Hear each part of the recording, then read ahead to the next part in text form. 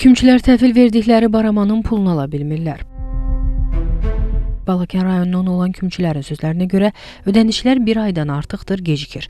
Rayonun Qaspinə kənd sakini Rafiq Məsimov deyir ki, iyunun 15-də təhvil verdiyi baramanın pulu hələ də hesabına köçürülməyib. O bildirib ki, 40 qram ipək qurdu toxumundan əldə etdiyi baramaya görə təxminən 600 manat almalıdır. Bu vəsaitlə borclarını ödəməyi planlaşdırsa da ödəniş gecikdiyi üçün çətinlik yaşayır. May ayında mən 2 qutu qurd təhvil almışam.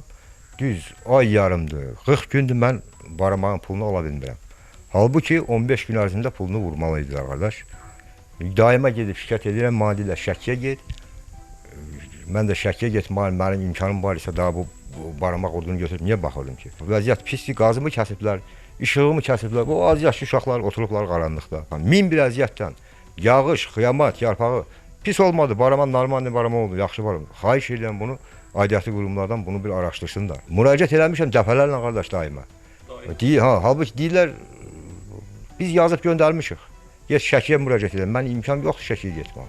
Hənifə kəndindən olan digər kümçü də eyni problemlə üzləşdiyini bildirir. Onun sözlərinə görə ötən il barama pulu daha qısa müddətdə ödənilib. Bu il isə proses xeyli uzanıb. 50 qram qurd götürmüşdüm, hardasa vermişəm 166 kilo vermişdim. Mən də bunun səbəbini öyrənmək üçün bura yaxınlaşdım. Bizim pullarımız nə vaxtı vurulası deyib maraqlanmaq üçün gəlmişdim. Keçənli tez vurulmuşdu, bir il geç vurulubdu.